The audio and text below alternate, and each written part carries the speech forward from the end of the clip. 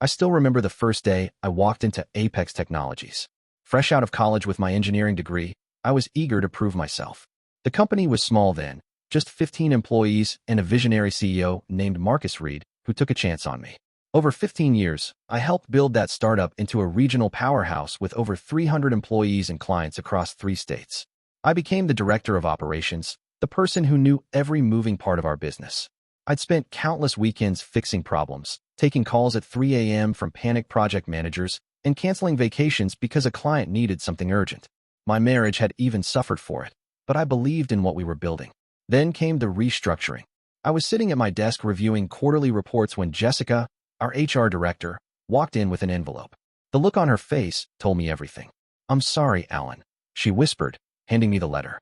"This comes directly from Marcus." The letter was cold, clinical, and brief. "Due to company restructuring, your position has been eliminated effective immediately. Compensation for 2 weeks will be provided per company policy. Please clear your desk by end of day." It was signed by Marcus, not even in person, but with that digital signature stamp I'd helped him set up years ago when we were expanding too fast for him to sign everything manually. I looked up at Jessica. 15 years, and this is it.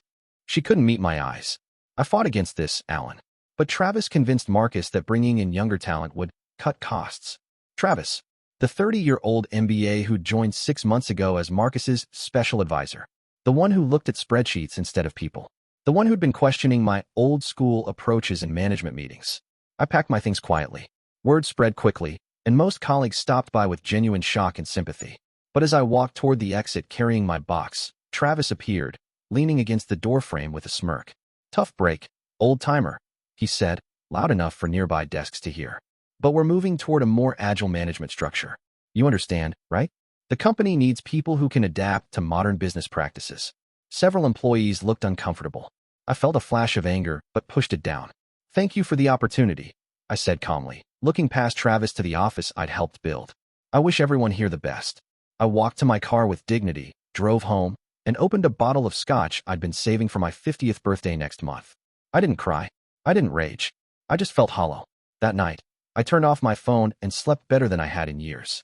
No emergency calls to handle. No weekend work to plan. Just silence. When I woke the next morning and turned on my phone, it exploded with notifications. 5 missed calls from Marcus, 3 from Jessica, 2 from our biggest client, and dozens of text messages. What had happened overnight?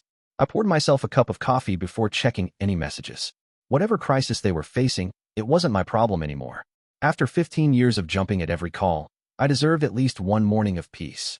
When I finally listened to my voicemail, Marcus's voice was frantic. "Alan, call me back immediately. There's been a terrible misunderstanding. We need to talk." The second message: "Alan, please. Everest Solutions is threatening to pull their contract.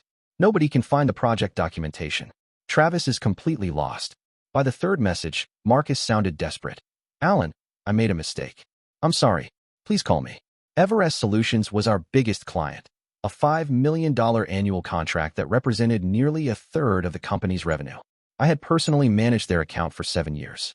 The documentation existed, of course, but I had organized it using my own system.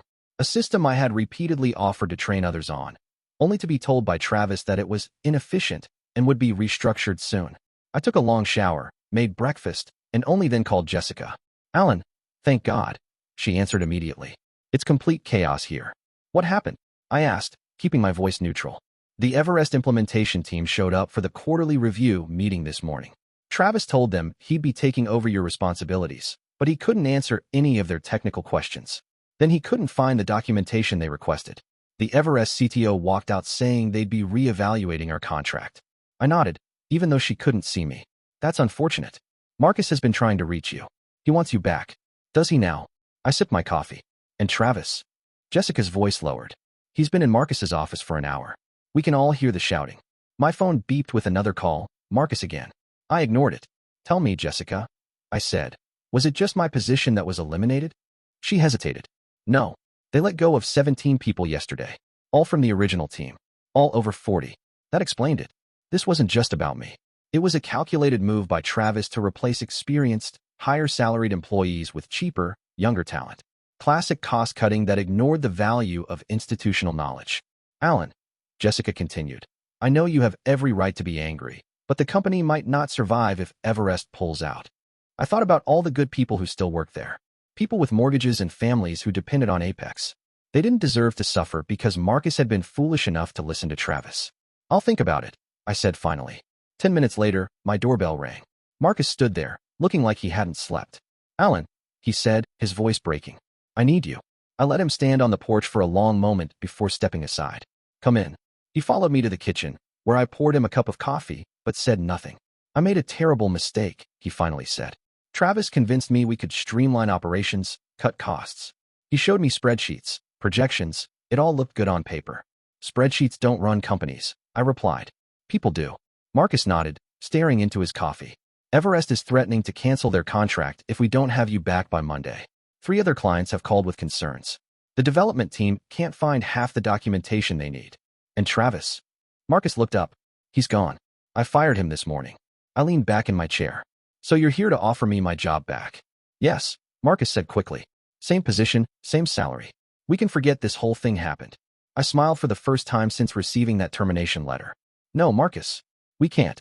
The look on Marcus's face was a mixture of confusion and panic. What do you mean? I took a sip of my coffee, savoring this moment more than I'd like to admit.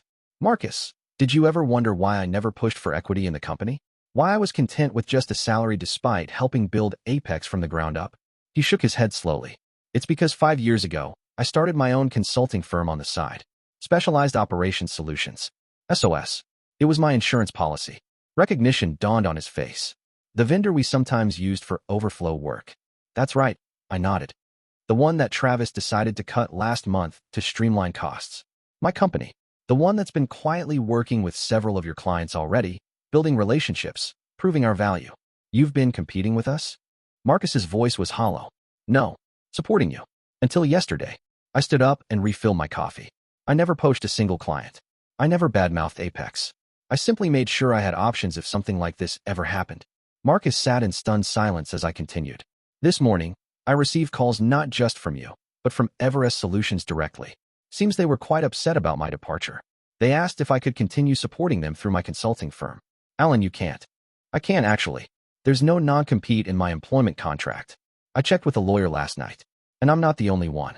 5 of the 17 people you fired yesterday, they've been working with me at SOS for years. We're fully staffed and ready to take on Everest's business. Marcus's face drained of color. That would destroy Apex. I sat back down across from him. It would, but I'm not going to do that. Hope flickered in his eyes. I'm not going to destroy what I helped build, Marcus. But I'm not coming back as an employee either. I slid a folder across the table. These are my terms. SOS will take over Everest's contract and 3 other major accounts. The ones where I've personally built relationships over 15 years. We'll pay Apex a 10% referral fee for the first year. In exchange, you will offer appropriate severance packages to everyone who was let go in this restructuring. Not just the 2 weeks pay you thought was sufficient for 15 years of loyalty. Marcus opened the folder with trembling hands. This is, you want to take our biggest clients. I want to save the company from your mistake. I corrected. Apex keeps 70% of its business, gets a referral fee from the rest, and doesn't collapse from losing Everest overnight. My team gets the dignity of continuing to work with clients who respect them.